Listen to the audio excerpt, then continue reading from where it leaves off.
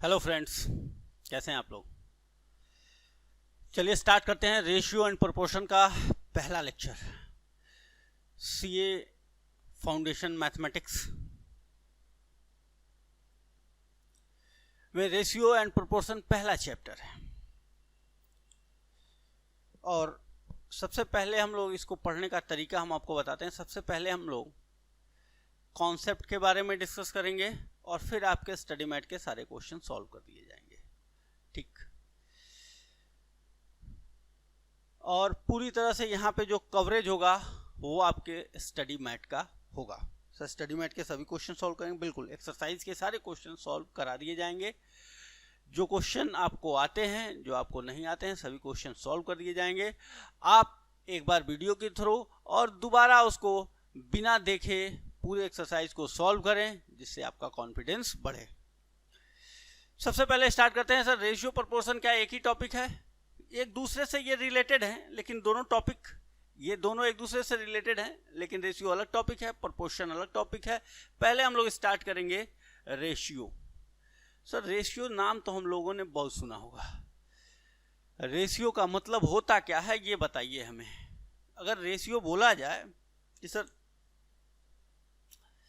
Ratio division के form में हमें दिखता है, रेशियो में 2 पॉइंट्स होते हैं, इस तरह से हमने रेशियो देखा है। रेशियो का मतलब क्या है? अगर एग्जैक्ट किसी को रेशियो को समझाना हो, रेशियो के बारे में 2 शब्द बोलना हो, तो आप क्या बोलेंगे?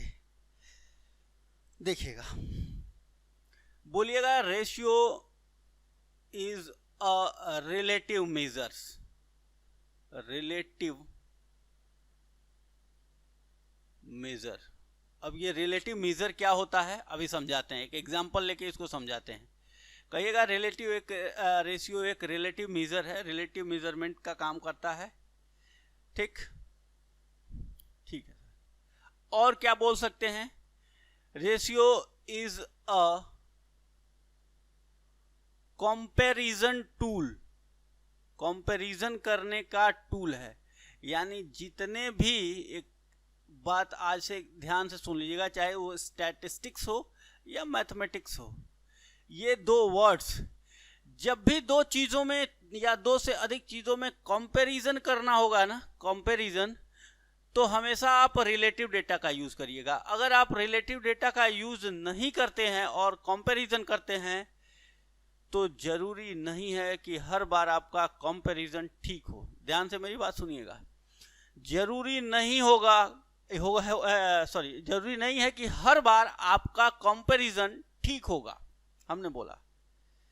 और कैसे, ये आपको यहां समझा भी देते हैं। सर इन 2 वर्ड्स का मतलब एक और, रिलेटिव मेजर, इट मेजर्स, ये तीनों शब्द अभी, ये तीनों लाइन हम आपको समझाएंगे। इट मेजर्स साइज, ये साइज का मेजरमेंट करता है। कैसे? ये 3 वर्ड हमने 3 लाइन लिखी है रेशियो के बारे में, अब तीनों को समझा लेते हैं फिर आगे लिखते हैं। मैंने आपसे कहा कि ये है मिस्टर ए और ये है mister B. Sir mister A सबसे सिंपल एग्जांपल, बहुत ही आसान।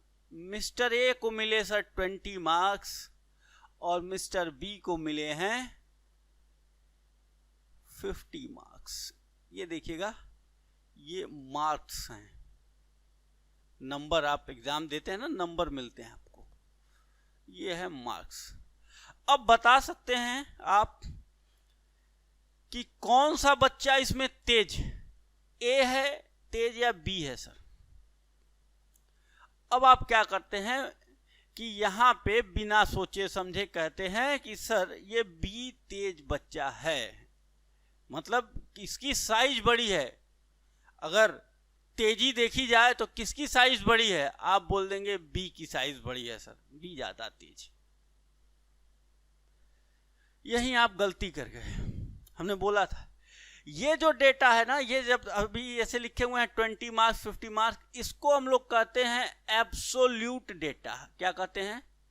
Absolute data. एब्सोल्यूट का हिंदी में नाम होता है, इसको हिंदी में आप सुने होंगे, इसको कहते हैं निरपेक्ष, मतलब किसी से कंपैरिजन नहीं होता है, इसको एब्सोल्यूट, कहीं कंपैरिजन नहीं किया गया है। जैसे ही हमने कहा कि सर अब आप इसको बताइए, ये बच्चा 20 नंबर पाया है, 20 मार्क्स पाया है, जानते हैं पेपर भी 20 मार्क्स का था, ये आपने हमसे पूछा ही नहीं, जब तक इससे कंपैरिजन नहीं करेंगे। 20 में 20 पाया है सर, और ये 50 मार्क्स पाया है ये बच्चे ने, कितने में सर 100 मार्क्स का पेपर था। अब बताइए नंबर तो वही है सर, देखिए ये मार्क्स, ये जो है ना ये मार्क्स, ये मार्क्स, इसको हम लोग यूनिट कहते हैं, यूनिट। दोनों जब रेशियो निकाला जाता है तो यूनिट और यूनिट कैंसिल हो जाते हैं।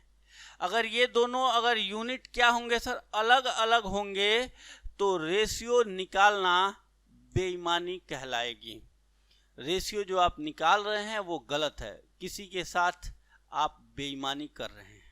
इसलिए जब भी आप रेशियो निकालिएगा तो यहाँ मार्क्स है तो यहाँ मार्क्स होना चाहिए, यहाँ मीटर है तो यहाँ मीटर होना चाहिए, यहाँ सेंटीमीटर है तो यहाँ सेंटीमीटर होना चाहिए, यहाँ किलोमीटर है तो किलोमीटर होना चाहिए, यहाँ पे सर यहाँ पे मार्क्स है तो और कुछ सर यहाँ पे लीटर है तो यहाँ लीटर होना चाहिए, यहाँ पे IQ है, किसी का पढ़ाई का तेजी नापना है तो IQ है तो यहाँ भी IQ होना चाहिए, यानी सेम यूनिट्स होनी चाहिए। और ये यूनिट्स जब आपस में कैंसिल हो जाती हैं तो जो रेशियो होता है हम बोल देंगे, इसमें अभी एक वर्ड यूज़ करेंगे, ये यूनिट फ्री होता है, ये भी लिखेंगे, 4-5 लाइन लिखेंगे यहाँ पे, जिससे आपको हर एक बात को समझने में क्या हो जाए सर, आसानी हो जाए। तो सबसे पहले तो हम ये बताएंगे आपको कि इस डेटा को जब आप ये कैंसिल कर दिया आपने, ये ऐसे लिख दिया ना, ये कंपैरिजन के फॉर्म में, ये तो इसको आप कहिएगा रिलेटिव डेटा है। ये ऊपर वाला एब्सोल्यूट था, ये है रिलेटिव डेटा।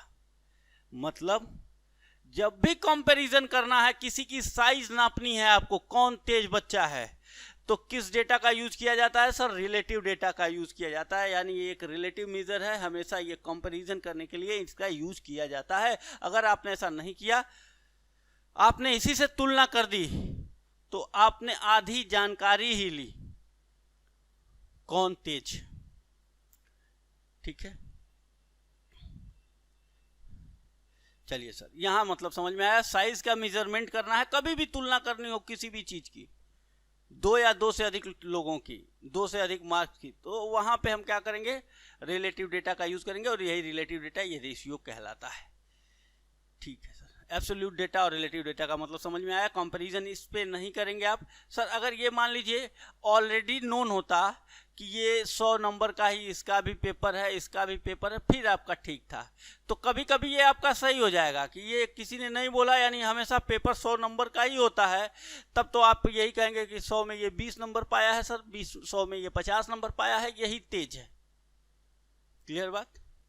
ठीक है, वहां सही हो जाएगा आपका कंपैरिजन, एब्सोल्यूट डेटा पे ही सही हो जाएगा। लेकिन ये हमेशा सही नहीं होता है, जब तक आप पूछेंगे नहीं भाई मार्क्स कितने थे टोटल, पेपर कितने का था, कितना पाए हो, कितने का पेपर था, कितना पाए हो, जब तक इसको रिलेटिव फॉर्म में नहीं करेंगे, कंपैरिजन के फॉर्म में नहीं करेंगे, रेशियो के फॉर्म में नहीं करेंगे, तब तक ठीक तरीके से कंपैरिजन नहीं किया जा सकता।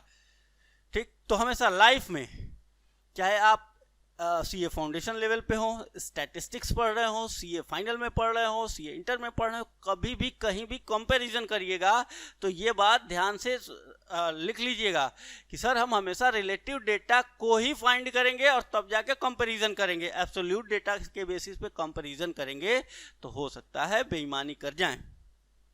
ठीक है सर, ये बात समझ में आ गई। अब अगली बात,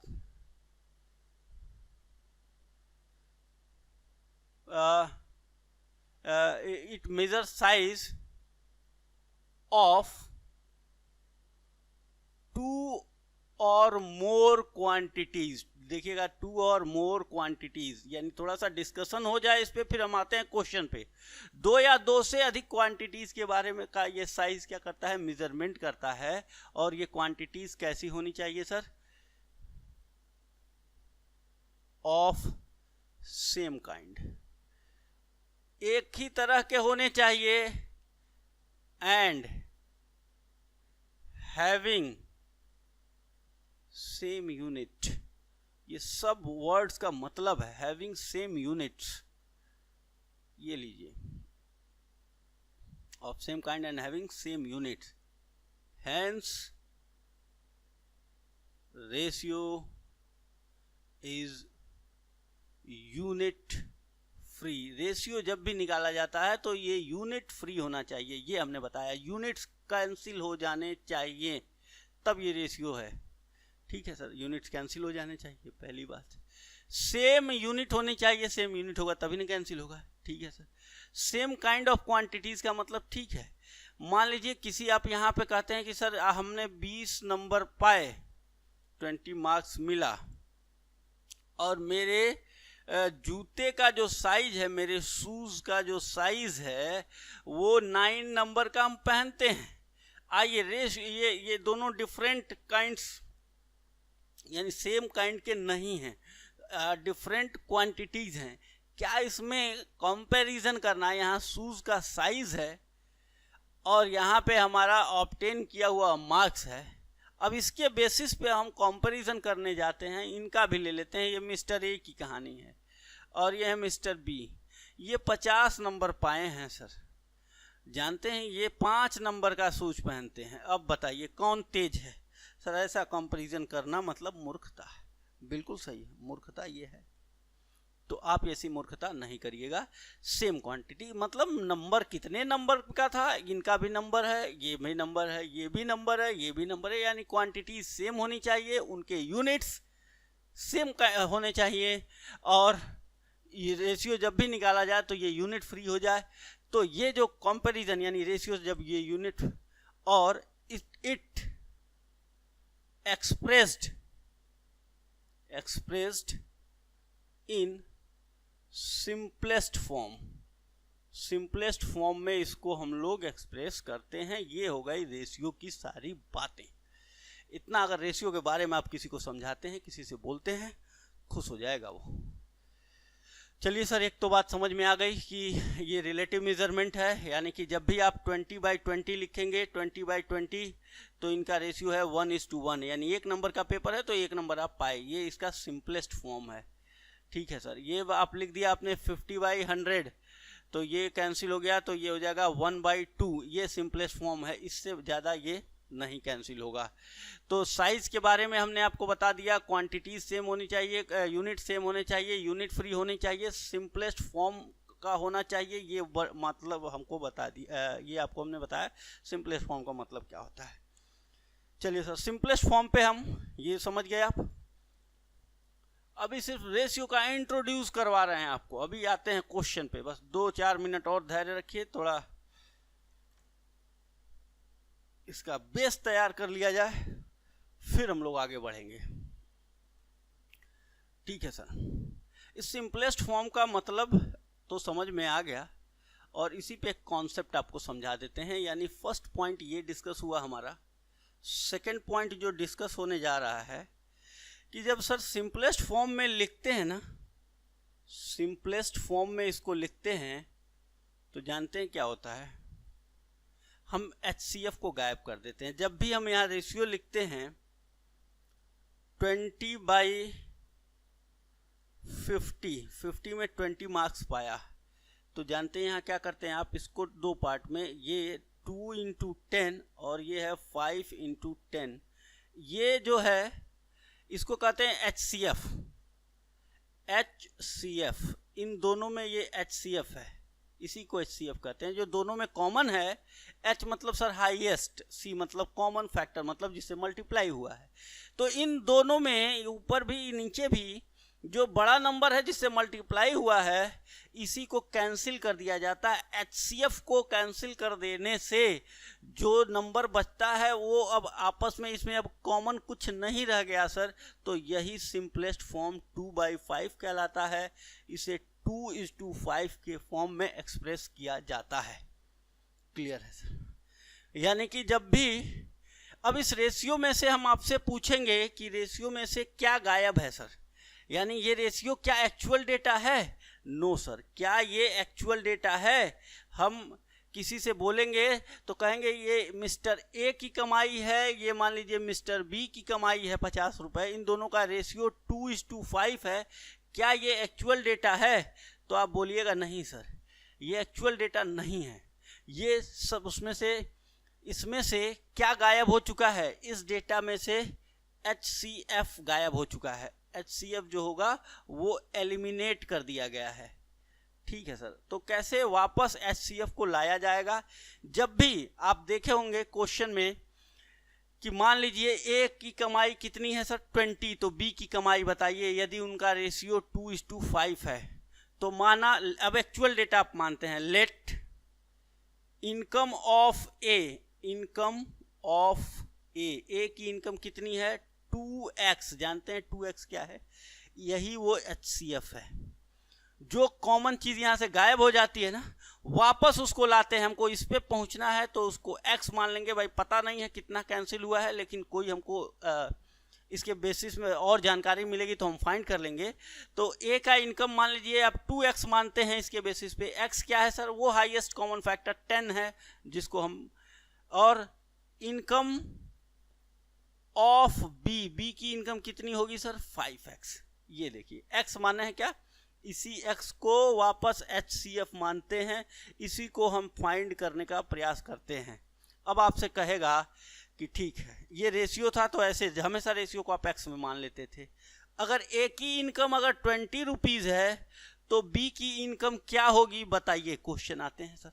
तो 2x क्यों माने सर? इसमें से हाईएस्ट कॉमन फैक्टर गायब होता है।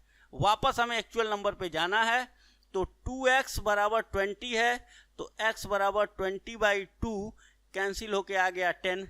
देखिए वापस ये HCF फाइंड हो गया। जो हाईएस्ट कॉमन फैक्टर उसमें से कैंसिल हो गया रहता है वो मिल गया हमें, और जब मिल गया तो हम इसको भी बता सकते हैं कि 5 × 10 = 50 होगा। तो सर यहाँ से हमें दूसरे कॉन्सेप्ट में क्या बात समझ में आई? दूसरी बात में ये समझ में आई कि रेशियो सर ये एक्चुअल डेटा नहीं होता है। जब एक्चुअल डेटा फाइंड करना होता है ये 2050, तो इसमें से क्या गायब हो चुका होता है? HCF को वापस लाना होता है, लेकिन पता तो है नहीं, तो उसको x मान लेते हैं। और ये सर मल्टीप्लाई क्यों किया जाता है? अरे ये मल्टीपल में ही होता है, हाईएस्ट कॉमन फैक्टर मतलब इसमें जो मल्टीप्लाई होके रहता है, इसीलिए 2x मानते हैं। कोई कहेगा सर इसको ऐसे नहीं मान सकते थे 2 + x? नहीं, ये एडिशन का फैक्टर नहीं, ये एडिशन नहीं करना था। 2x इसलिए मानते हैं, मल्टीप्लाई करते हैं कि यहाँ से जो चीज़ गायब हो गई थी वो मल्टीप्लाई में इसमें थी। ये बेसिक बातें थी, हमने इसको आपको समझाया। 2x 5x मान लीजिए, 2x बराबर इतना है तो 5x की वैल्यू मिल गई आपको। यानी कि यहाँ से जब 2x = 20, आप ये एक फिगर थी, एक देगा हमको, हम भी तो भगवान तो है नहीं कि आप कुछ नहीं बताइएगा तो हम जान जाएंगे। एक फिगर हमको कोई दे दीजिए, ये 20 दे दिया वो, तो x की वैल्यू तुरंत HCF निकाल लिए, और HCF निकाल लिए तो b की इनकम निकालनी है तो उसी में रखते जाइए, मिलता जाएगा। ठीक है सर, यानी कि ये एक्चुअल डेटा नहीं। ठीक, दूसरी बात हो गई है, HCF वाली बात समझ गया आप। जब भी आप मानिएगा कि कोई रेशियो है वो 2:3:5 के रेशियो में 3 लोग कमाते हैं, तो ये एक्चुअल डेटा नहीं है सर। इसमें से क्या गायब हुआ होगा? HCF गायब होगा। तो A की इनकम आप मानेंगे सर 2x, B की इनकम 3x और C की इनकम 5x, वही HCF आ गया।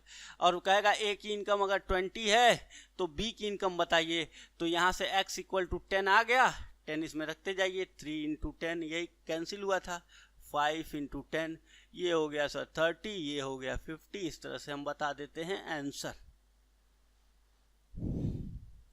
चलिए, ये सब कॉन्सेप्ट सीखने के बाद हम धीरे धीरे आगे बढ़ेंगे। सिंपलेस्ट फॉर्म हुआ सर। अब क्या, अब देखिएगा एक और रोचक बात है, आपको समझा देते हैं। क्वेश्चंस तो आसानी से सॉल्व हो जाएंगे आपके स्टडी मेट के। थर्ड पॉइंट नोट कर रहे हैं आप? जो भी हम लिख रहे हैं सब नोट करते हुए आगे बढ़िएगा। थर्ड पॉइंट देखिएगा सर, यदि ये रेशियो दिया हुआ है A/B = 2:5, ठीक है, 2:5। चलिए सर, अच्छा मान लीजिए ये तो रेशियो दिया हुआ है सर। एक्चुअल में क्या था डेटा? एक्चुअल में ए बराबर कितना था? 20 और बी बराबर 50। ये रेशियो इसका निकालिएगा तो यही आएगा, ये एक्चुअल डेटा है। ठीक, ये दो चीजें। अब हमें क्वेश्चंस ऐसे मिलेंगे। एक पहला टाइप का ये मिलेगा कि कहेगा कि 2a + 3b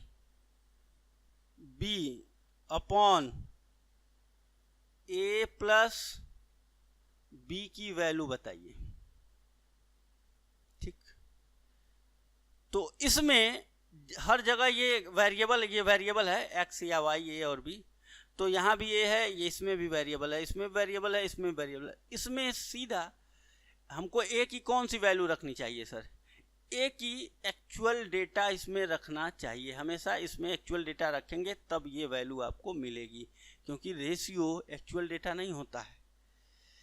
लेकिन सर यहाँ पे जब इस तरह की स्थिति होती है ना, हर जगह ये वेरिएबल है, तो आप एक्चुअल डेटा इसमें पुट करिएगा तब भी आंसर वही आएगा, और इस रेशियो को पुट करके काम चला लीजिएगा तब भी आंसर वही आएगा। देख लीजिए, a की वैल्यू 2 पुट करिए तो ये हो जाएगा सर 2 × 2 + 3 की b की वैल्यू कितनी है सर? 5। b की वैल्यू है 5 अपॉन a की वैल्यू है 2 + 5 a + b। हमने इस बार क्या पुट किया था? ये हो गया 4 + 15 + 7, ये हो गया 19/7। ये हमने रेशियो पुट किया तब ये आया सर। और अगर इसी में हम एक्चुअल डेटा पुट करते हैं तो actual data 2 × actual data a की वैल्यू कितनी है? 20 + 3b, b की वैल्यू कितनी है? 50। इस तरह के क्वेश्चंस कई सारे दिए हुए हैं आपके स्टडी मैट में। और a की वैल्यू कितनी दी गई है? 20 + b की कितनी वैल्यू दी गई है? 50। सर इसमें रख दीजिए इसको 40,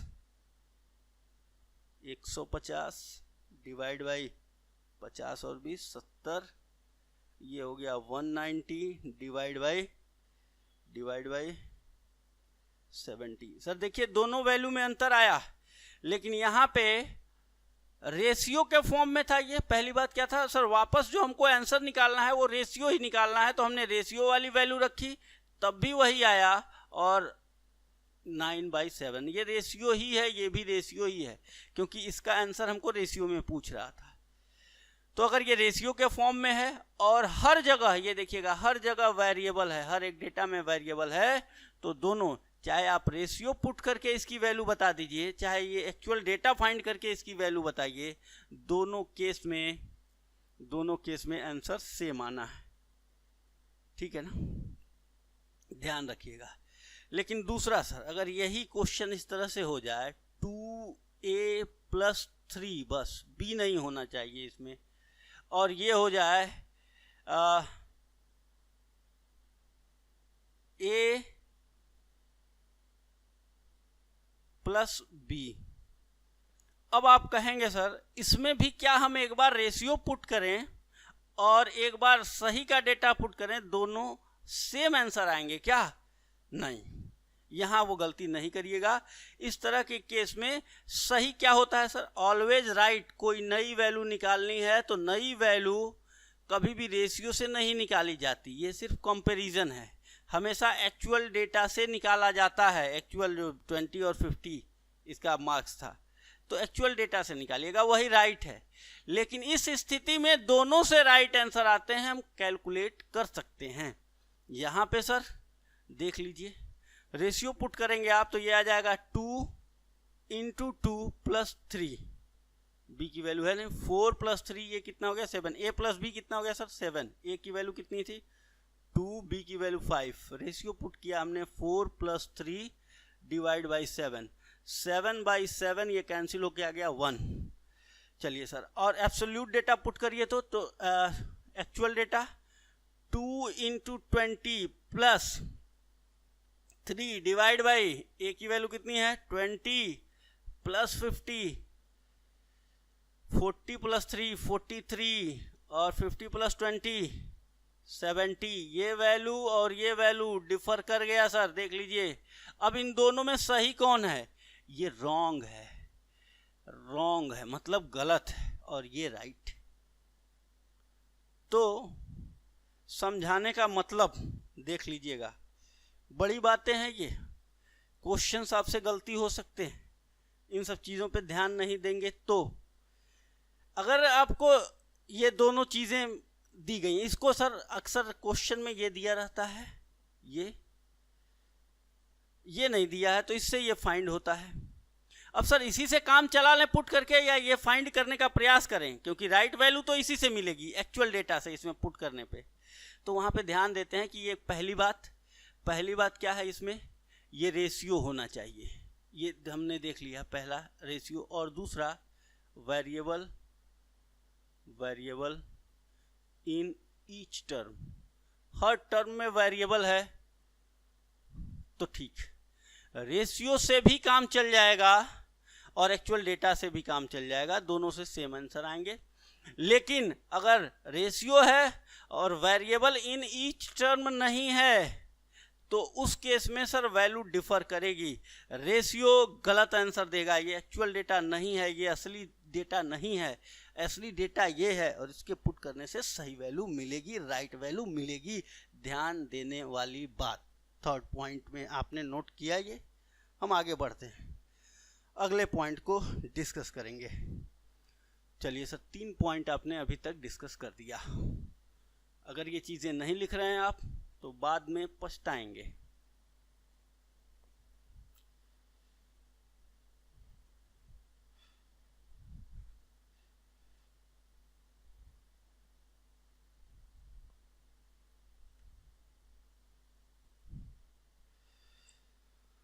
चलिए सर, 3 बातें हुई थी ना, चौथी बात, इनवर्स रेशियो क्या होता है, या आप ये हमें समझाएं। इनवर्स रेशियो क्या होता है?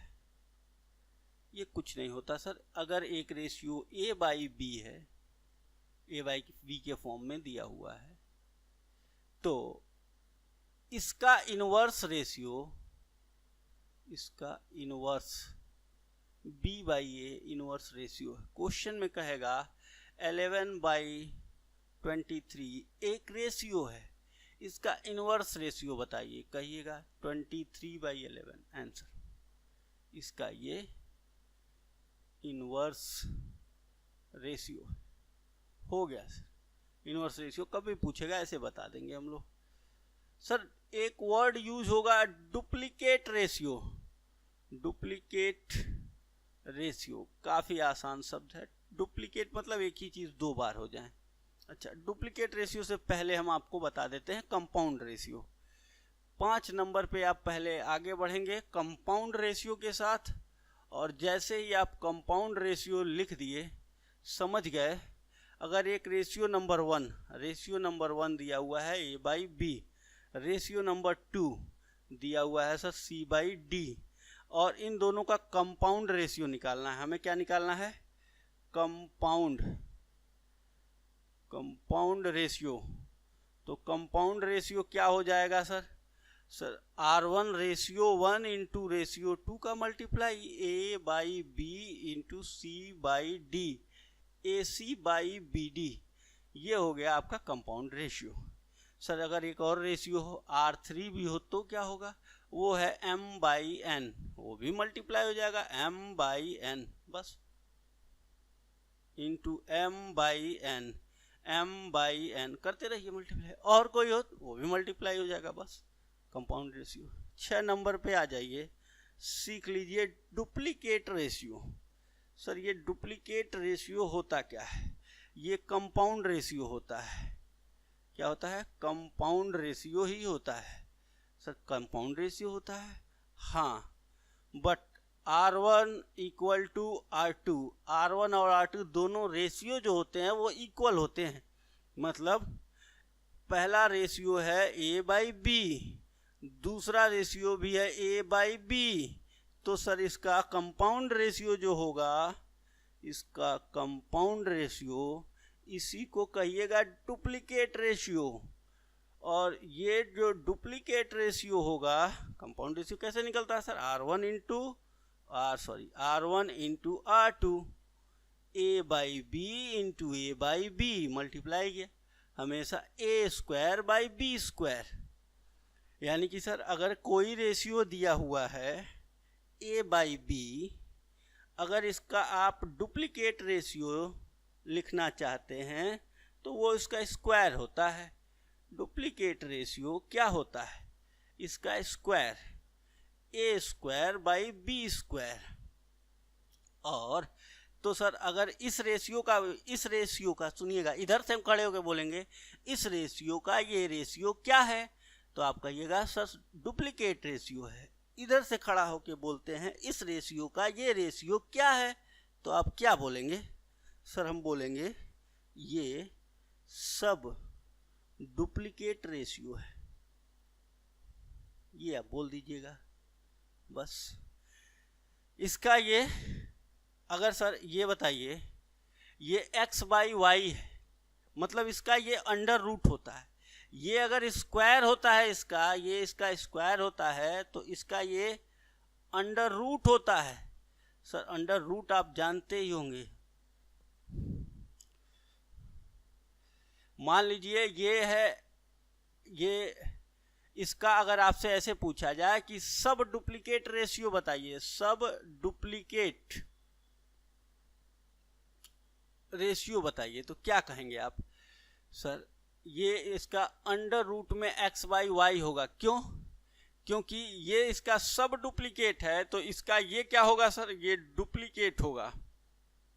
देखिए अपने आप है, डुप्लीकेट का मतलब क्या होता है सर, ये इसका डुप्लीकेट रेशियो है। डुप्लीकेट का मतलब ये इसका स्क्वायर है, स्क्वायर करेंगे तो ये आ जाएगा। यानी किसी भी रेशियो का सब डुप्लीकेट बोलेगा तो उसका अंडर रूट, किसी भी रेशियो का डुप्लीकेट रेशियो बोलेगा तो उसका स्क्वायर। यानी कि अगर कोई रेशियो दिया हुआ है, बोलेगा इसका डुप्लीकेट रेशियो बताइए, स्क्वायर कर दिए सर डुप्लीकेट हो गया। किसी रेशियो का कहेगा कि सब डुप्लीकेट बताइए, तो अगर सर ये x बाई वाई दिया हुआ है तो ये x बाई 5 हो जाएगा। सर अगर ये दिया हुआ है हमको ऐसे 2 बाई 5, तो इसका डुप्लीकेट क्या होगा, इसका डुप्लीकेट रेशियो क्या होगा, इसका डुप्लीकेट रेशियो हो जाएगा 4 बाई 25। इसका ये सब डुप्लीकेट है, इसका अंडर रूट करिएगा तो ये आ जाएगा, इसका ये सब डुप्लीकेट रेशियो है। सर अगर ये दिया हुआ है 9 बाई 16, इसका पूछ रहा है सब डुप्लीकेट बताइए, तो इसका सब डुप्लीकेट बताइए, तो क्या कर देंगे आप लोग, सर अंडर रूट इसका निकाल देंगे। अंडर रूट देखिए ना, इसका ये अंडर रूट था, इसका ये अंडर रूट था, इसका अंडर रूट निकाल दीजिए, 3 बाई 4 आ जाएगा।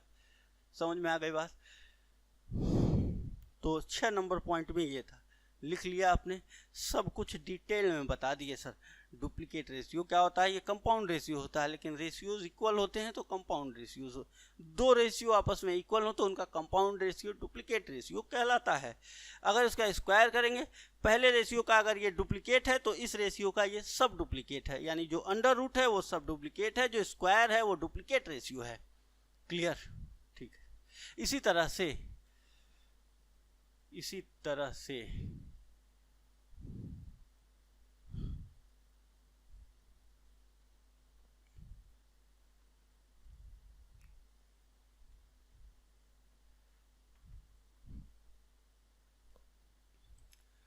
7 नंबर पॉइंट पे आता है ट्रिप्लिकेट रेशियो। इसमें ज़्यादा समझाने की ज़रूरत नहीं है, अब आप लोग समझ चुके हैं। ट्रिप्लिकेट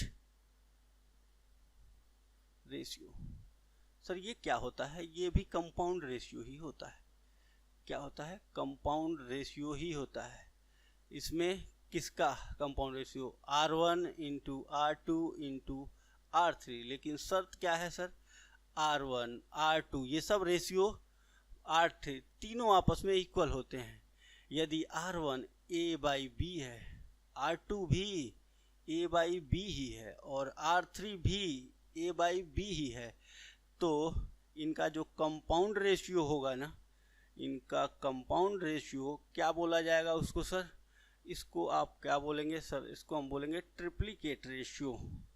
ट्रिप्लिकेट रेशियो, ये मल्टीप्लाई करने से आता है, R1 R2 R3 तीनों इक्वल हैं तो क्यूब हो जाएगा sir, A by B, A by B, A by B, ये आ गया A cube by B cube.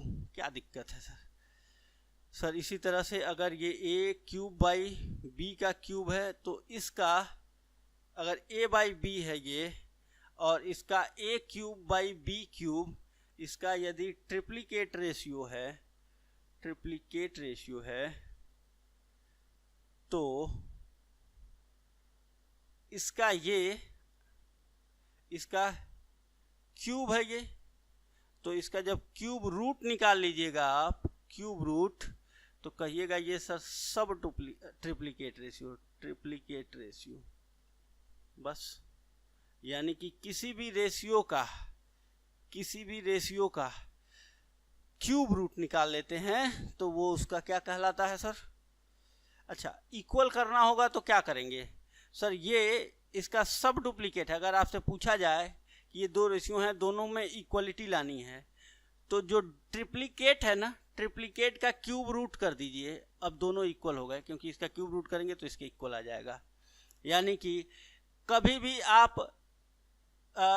Duplicate ratio का अंडर रूट निकाल दिया जाता है, ट्रिप्लिकेट के रेशियो का क्यूब रूट निकाल दिया जाता है, और ये किसके इक्वल आ जाता है? ये सब डुप्लीकेट या सब ट्रिप्लिकेट के इक्वल आ जाता है। इसका क्यूब रूट करेंगे, इसके इक्वल आ जाएगा। ठीक है सर, हो गया, लिख लिया आपने, 7 पॉइंट हो गए सर, ये समझा दिया आपने। इतने में हमारे क्वेश्चंस लग जाएंगे, लेकिन एक और पॉइंट हमें समझा लेने दीजिए, फिर हम आते हैं आपके स्टडी मैट पे।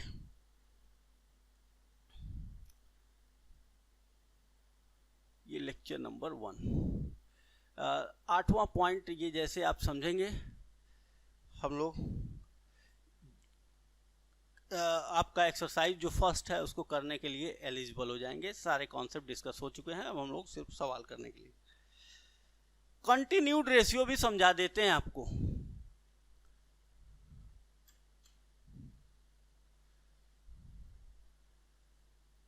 ये आगे प्रोपोर्शन में भी है, लेकिन यहीं पे सब समझा देते हैं। कंटिन्यूड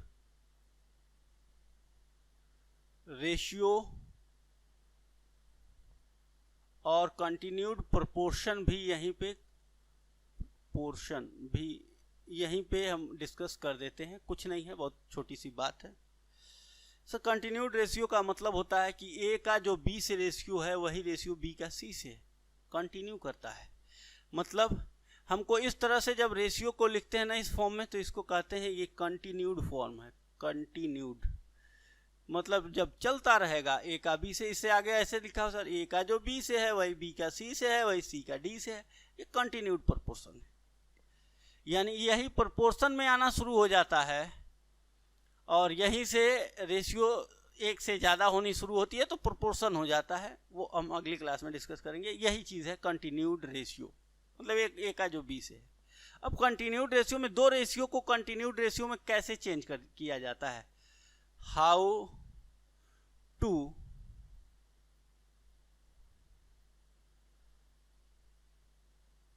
change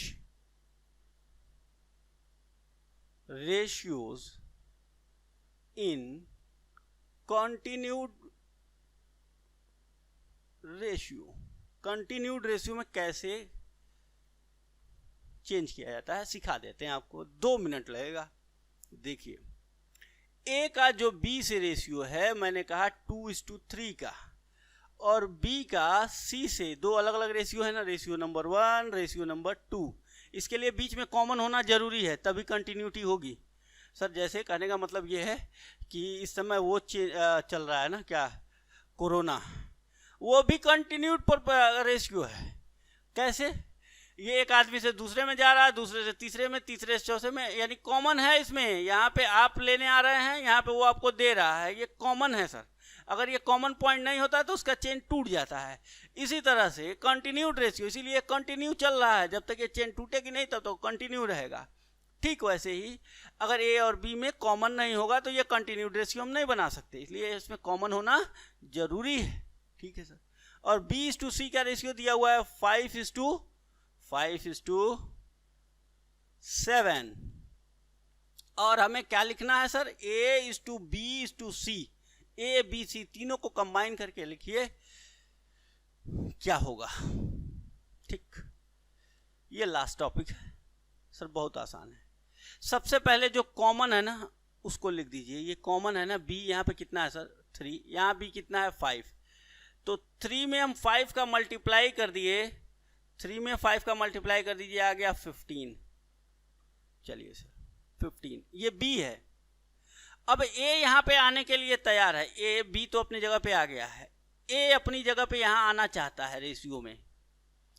तो A ने पूछा B तुम मेरे साथ थे तो 3 थे, B तुम मेरे साथ थे तो तुम्हारी वैल्यू 3 थी, तुम तो अब 15 हो गए हो, क्या मेरे साथ अपना रेशियो बदलोगे? B बोलेगा कभी नहीं, ये रेशियो जो है ये जन्म जन्म का साथ है, ये कभी नहीं छूटेगा। तो ये कहेगा अब हम क्या करें? तो ये कहा मैं 5 गुना अपने आप को बढ़ा लिया, कॉमन था ना ये मेरे साथ आना ही था, इसको ये बिना मेरे साथ आए काम नहीं चलता, ये आ गया मेरे साथ, 15 हो गए हम।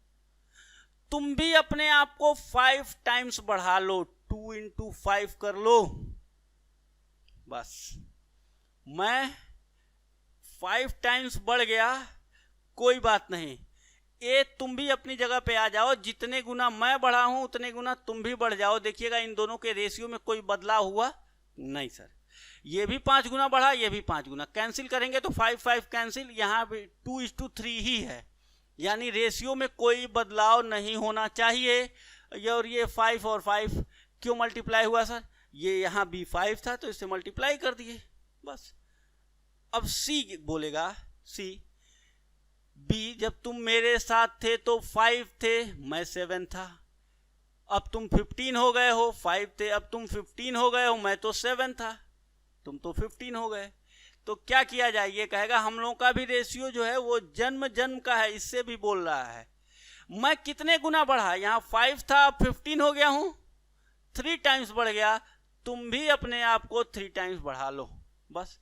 ये 3 वाला इधर मल्टीप्लाई हो जाएगा, यहाँ वाला 5 इसमें होगा, तो 5 का इसमें भी मल्टीप्लाई हो जाएगा दोनों में, और इसमें 3 का हुआ है तो इसमें भी 3 का हो जाएगा, बस आ गया। इसी को कंटिन्यूड रेशियो कहते हैं, बस हो गया ये सर। ये हो जाएगा 10:15:21, यही है निकालने का तरीका कंटिन्यूड रेशियो। यानी कि अब फिर से एक और सिखाते हैं, A:B = 1:2, B:C = 3:4। तो सर A:B:C कैसे निकालेंगे, इन दोनों का मल्टीप्लाई कर दीजिए, B को बीच में है सर, B को यहाँ लिख दिया आपने 6, इसमें कितने का मल्टीप्लाई हुआ था 3 का, तो इसमें भी 3 का करके यहाँ लिख दीजिए 3, ये 3 था तो इसमें कितने का मल्टीप्लाई कर दिए थे B, यही कॉमन था, पहले कॉमन वाले में होगा, 3 में 2 का मल्टीप्लाई होने से 6 आया सर, तो इस 4 में भी 2 से मल्टीप्लाई कर दीजिए, 8 आ गया, वो रेशियो खत्म हो गई बात सर। अगर A:B = 2:3 दिया गया है और C:B = 4:7 दिया गया है और हमें A:B:C लिखना है, क्या इसमें कोई कठिनाई होगी? कभी नहीं। कॉमन देखिए कौन है, B कहाँ है, ये है 3 और ये 7, बीच में B लिखना है, 3 × 7 21, 3 में कितने, यहाँ 7 से मल्टीप्लाई हुआ है तो A में भी 7 से कर दीजिए 14, A 14 हो गया। C यहाँ देखिए B 7 था, इसमें 3 से मल्टीप्लाई हुआ है तो 4 में भी 3 से मल्टीप्लाई कर दीजिए, ये 12 हो गया, ये आपका रेशियो आ गया। समझ में आ गई बात?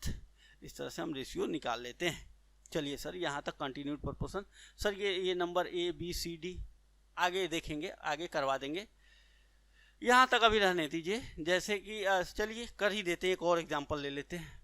हो गया, ये नोट कर लिया आपने जो एग्जांपल हमने लिया था।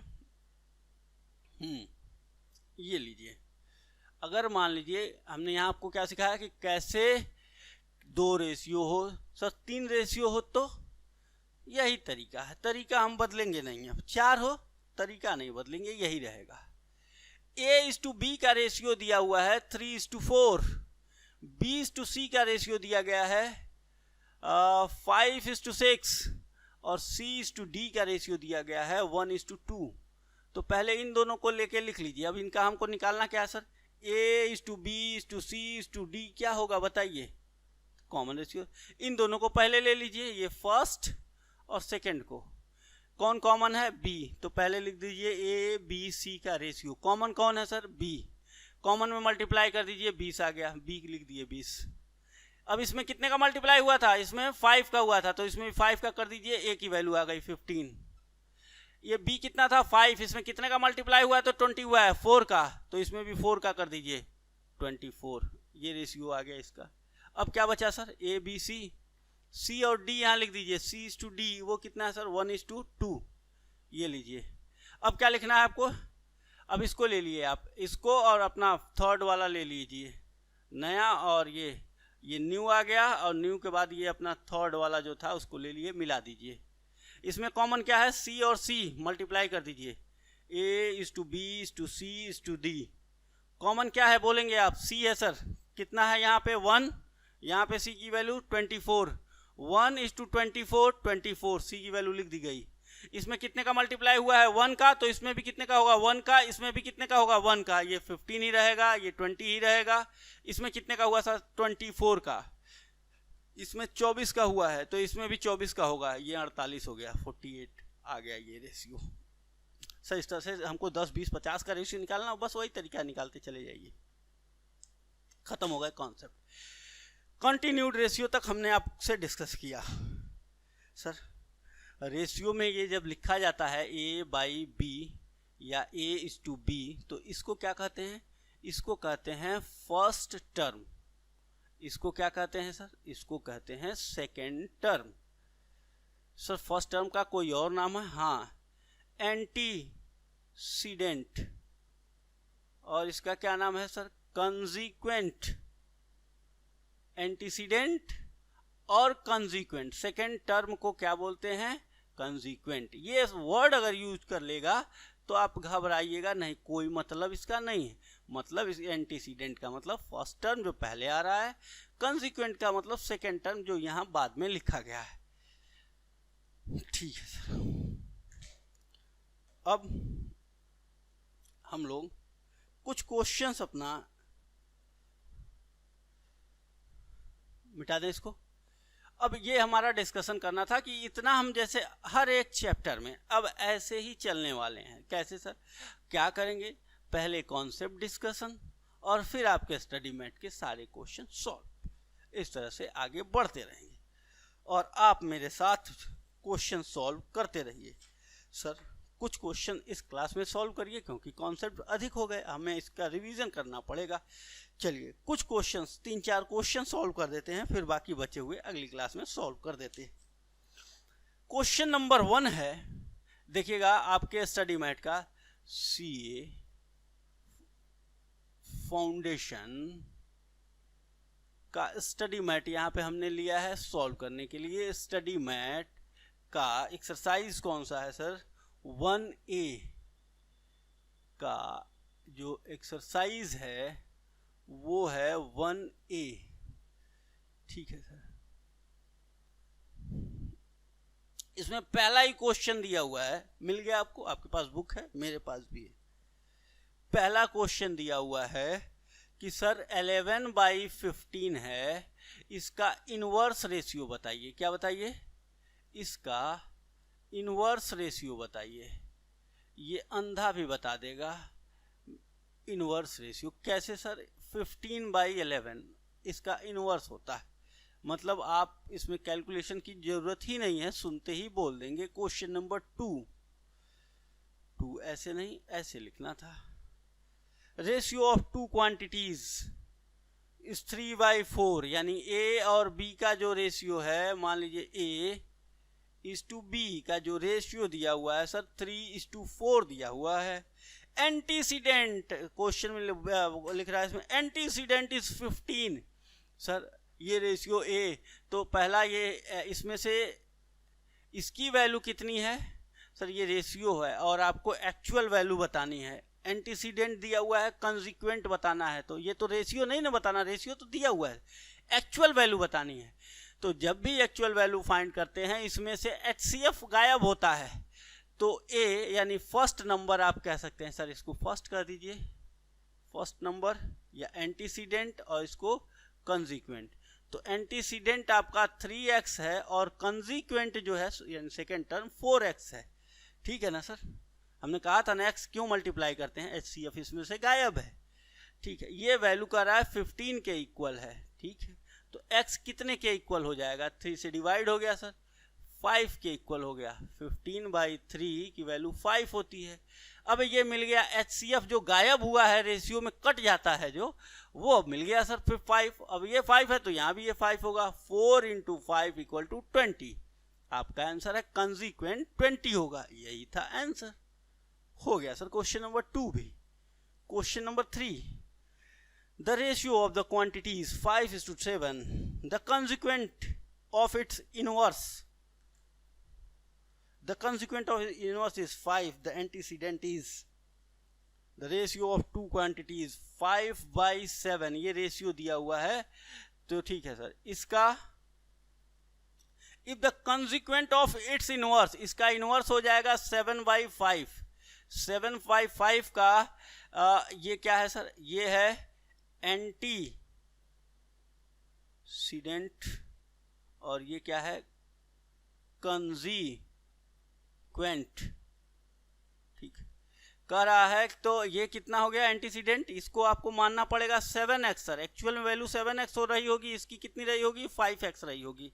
ठीक है, इसका ये इनवर्स हो गया। क्वेश्चन में कहा था इनवर्स करके तब एंटीसीडेंट और कंसीक्वेंट डिसाइड करिएगा, इनवर्स निकालने के बाद क्वेश्चन में लिखा हुआ है। तो सर और किसकी वैल्यू इसमें से दी गई है, 7x और 5x में से। The consequent of it inverse is 5, consequent ये 5 के इक्वल है सर। तो x इक्वल टू कितना आ गया, ये 5 से डिवाइड होगा तो x इक्वल टू 1 मिल गया हमें। HCF 1 है सर, यानी कि ये नंबर ही यही थे, इसमें से एक कैंसिल हुआ है, इसमें से एक कैंसिल हुआ है, तो 7 में जब 1 से मल्टीप्लाई करेंगे तो 7 ही आएगा। आंसर हो गया आपका 7 C, ये आपका आंसर हो गया सर। ठीक, 3 क्वेश्चन हमने सॉल्व कर दिए यहाँ पे। सर यहीं तक आप रुक जाएंगे क्या जी? क्वेश्चन नंबर 3 तक आसान ही नहीं, बहुत ही आसान क्वेश्चंस थे, ये हमने 2 ही मिनट में डिस्कस कर दिए। अब हम लोग अगली क्लास में सिर्फ और सिर्फ क्वेश्चन ही सॉल्व करेंगे। आपके स्टडी मैट के हम सभी क्वेश्चन सॉल्व कर देंगे।